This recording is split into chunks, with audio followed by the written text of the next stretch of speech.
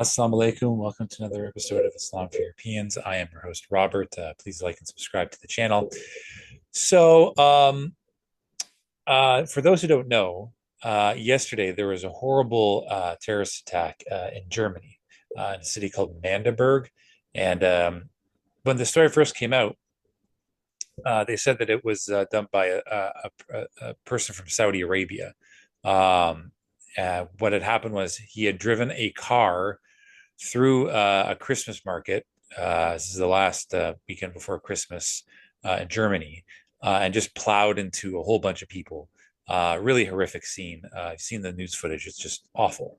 And obviously, the anti-Islam accounts were just absolutely, on fire, saying that this was done by a Muslim. That we need to get all Muslims out of the West and Europe. Um, and a couple hours later, it turns out, after they reveal this guy's name, that this guy is actually an ex-Muslim. He fled Saudi Arabia in 2006. He actually, his whole, I guess, job, since he did this 10 to 16 hours a day, was trying to get other Muslims who wanted to leave Islam from the Gulf to avoid punishment and get them into Germany. He had a Twitter account, Instagram account, Telegram account. He was followed by many prominent Islamophobes or anti-Islam haters like Tommy Robinson, Yasmin Mohammed, Elon Musk, right? So, and they actually did a BBC documentary on this guy. Like, it's pretty crazy. Like, if you can see, where did I put that? Did I put that somewhere? Yeah. So here's the, yeah, this is actually on Jada France's account right here. I don't know if you can see this, but yeah, basically it talks about, how, he tries to get, Muslims out of the Gulf who, want to leave Islam. And, I don't really concentrate, this is kind of tangentially related. I don't really concentrate on ex-Muslims. I think that, the existing, like the big name Muslim accounts, ex-Muslims are like their main interlocutors. They spend, ex-Muslims themselves will spend, a long amount of time bashing Islam, and the big Muslims accounts will always focus on them as well, and it gets a lot of clicks and likes. Um, but this just takes it to a whole new level. Because obviously, as we know, there's two factions on the right in Europe. One of the factions of the right has been the anti-Islam right.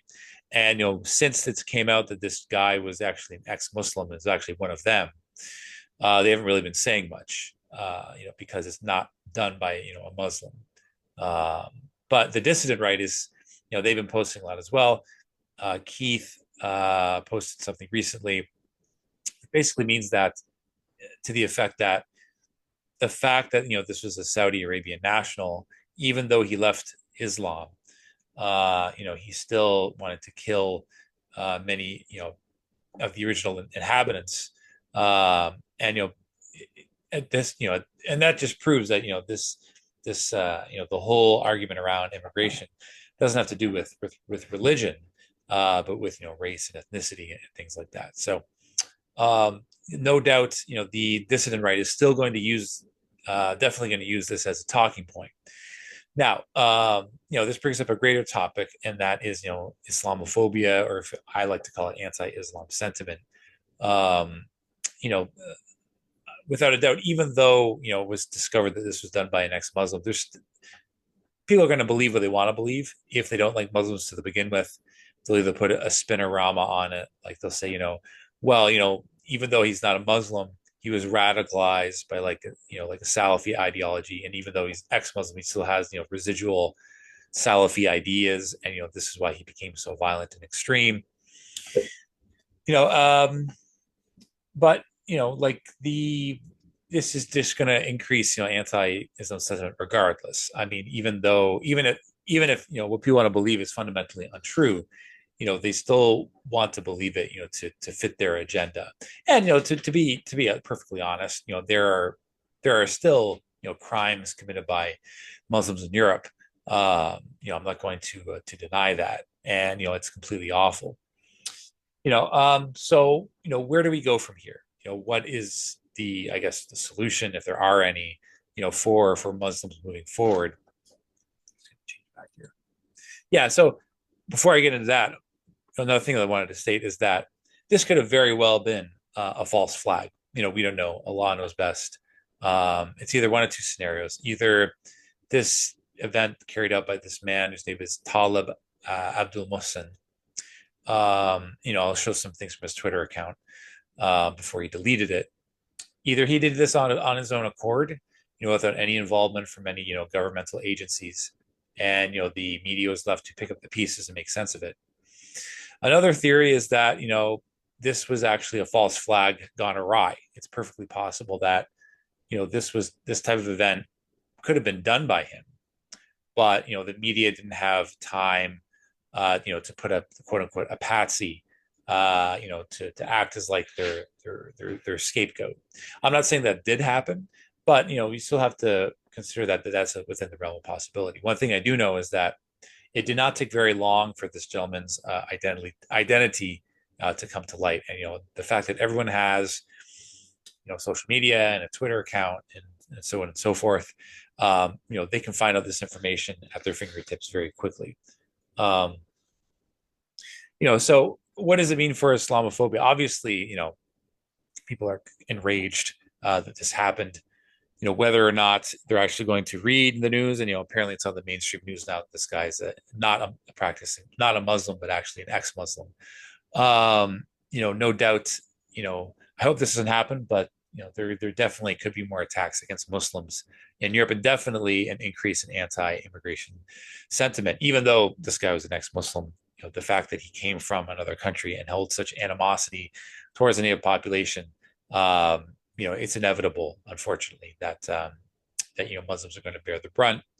But like I said, for those who haven't been to my channel very often, what we're basically advocating is that the best remedy for Islamophobia in Europe is the collectivization of the converts of European descent, that they collectivize and form into sub-communities, therefore preserving their culture, but within the bounds of Islam. And if the Muslim community can actually support that, you would never be able to, get rid of Islamophobia. There's always going to be haters, but it could be seen as a alternative to neoliberalism, and it will show that Islam is compatible with all cultures, and on top of that, will increase the total fertility rate of the native population, which you can use as, say, bargaining chip for the against the involuntary repatriation of law-abiding Muslims living in the West. Now, but at the same time, we got to realize, I mean, this event could occur at any time. There's no, Europe, especially Germany, hasn't really had a very proper vetting system. I honestly think that we should put a moratorium on immigration as a whole, not just with Muslim immigration, but any type of immigration really in Europe specifically, because the standard of living has just become astronomical. It's also, from a humanitarian perspective, it's not safe to, I want to say unsafe, but it's extremely expensive to house refugees in Europe, including this guy right here. The cost of living is enormous. The cost of housing is enormous, and all it does is enrage the native population. And if you think about it, we have many Muslims living in the Muslim world who are refugees, and they're living hand to mouth as well. So it's a lot more economical to spend your money there instead of a couple of refugees in Europe.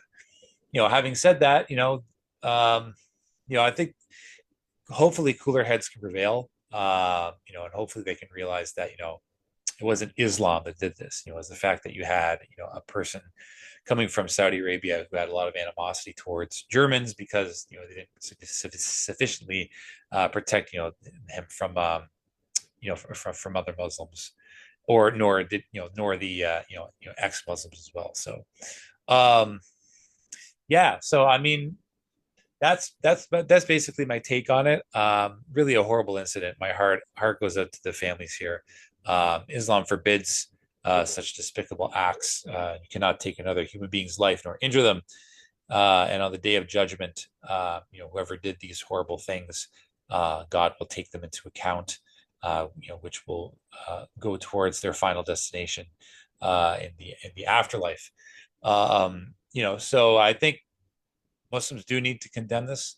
I know over time we've had condemnation fatigue, but again, there's nothing wrong with condemn.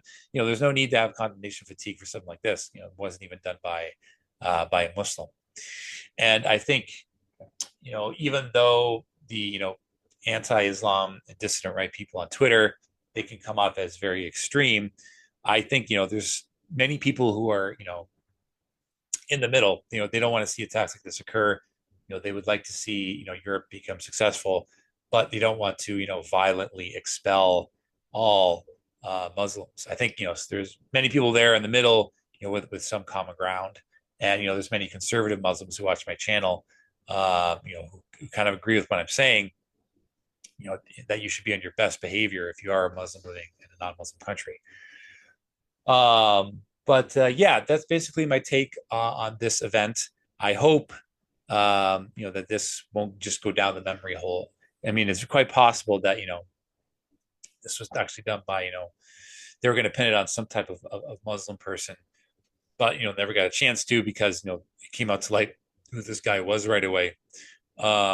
But yeah, I mean, let me know what you think in the chat. Really awful situation, and I hope that the perpetrator is punished to the fullest extent of the law. All right. Thank you very much for your time today. I'm your host, Robert, Islam for Europeans. Assalamu alaikum wa rahmatullah wa barakatuh.